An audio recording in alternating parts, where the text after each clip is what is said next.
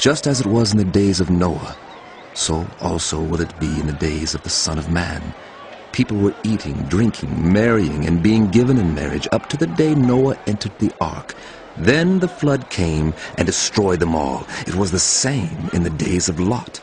People were eating and drinking, buying and selling, planting and building. But the day Lot left Sodom, fire and sulfur rained down from heaven and destroyed them all. It will be just like this on the day the Son of Man is revealed. On that day, no one who is on the housetop with possessions inside should go down to get them. Likewise, no one in the field should go back for anything. Remember Lot's wife? Whoever tries to keep their life will lose it, and whoever loses their life will preserve it. I tell you, on that night, 2 people will be in one bed. One will be taken, and the other left.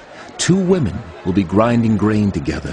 One will be taken, and the other left. Where, Lord? They asked.